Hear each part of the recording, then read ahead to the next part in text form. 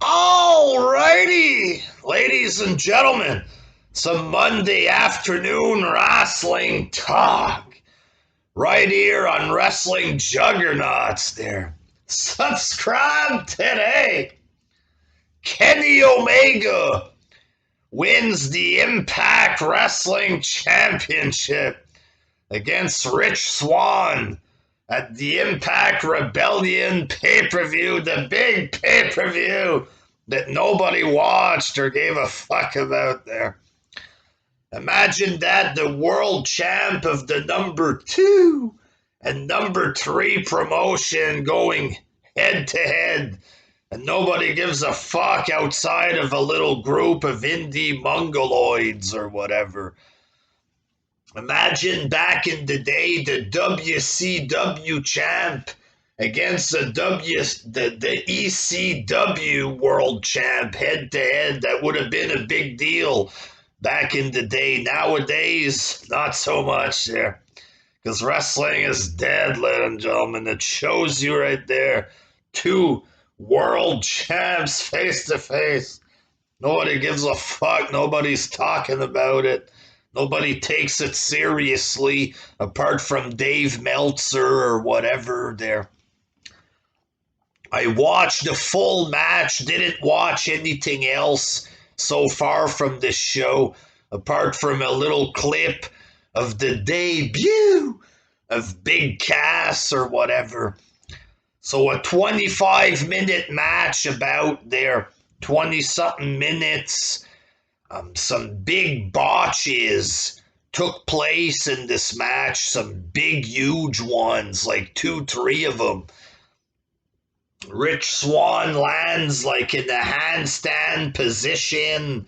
He was supposed to do some type of move, but he just lands there on his head and he just came off all fucked up or whatever.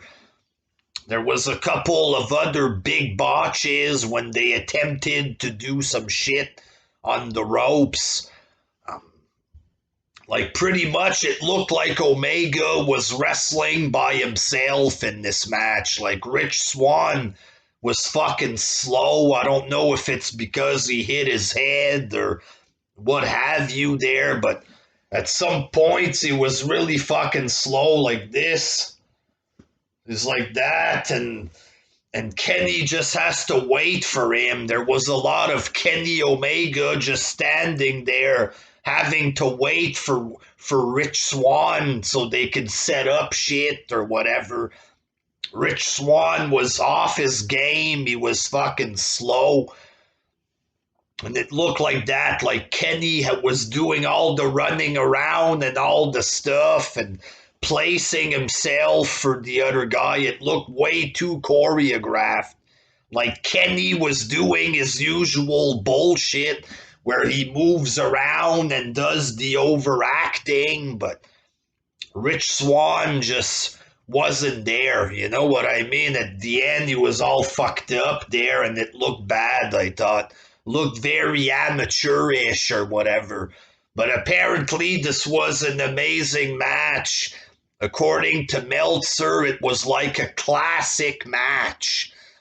And Omega is like the Federer, whatever, of wrestling. He's an elite star because, you know, doing this match or whatever, he proved how good he was, according to that side of reality there. But what I saw, you know, yes, Omega did a couple of cool moves or whatever, some high impact, fucking fast looking moves. Basically, it's a fast suplex, a fast knee strike, and then Meltzer gets excited. Kenny Omega's moving quick or whatever. Like he does have good cardio or whatever, but wrestling is more than cardio and pretending that you're in the Street Fighter game with flying knee strikes or whatever, you know. A lot of overacting he was doing, but he was way better than Rich Swann. It is what it is there. Kenny Omega carried this match with his goofy Street Fighter Japanese wrestling or whatever. and Rich Swann was just like a fucking bag of bricks at the end. He could barely fucking move. Maybe he was fucking out of breath or whatever there, but Kenny at the end, for like the last 10 minutes, he was doing everything alone, and the other one was just there, taking his time to set up a move, botching. Kenny just waits for him. Then he starts fucking running around. It just looked bad. You know what I mean? It was like Kenny having a match against an amateur for money or something. Like a fan gives him money to have a fake match with him or something. You know what I mean?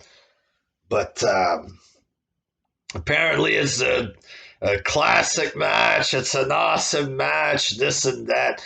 This shows you how much wrestling is dead. The number 2 versus number 3 world champ. Okay, and there's no mystique to it. You know, it doesn't have a big feel to it. It's goofy. It's botchy as fuck. That's how low the standard has become.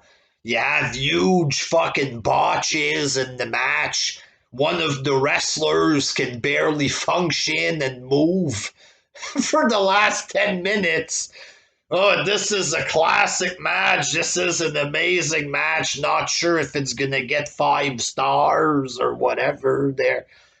But, you know, there's a fucking complete fucking 2 sides of reality there. Is it an amazing, great match?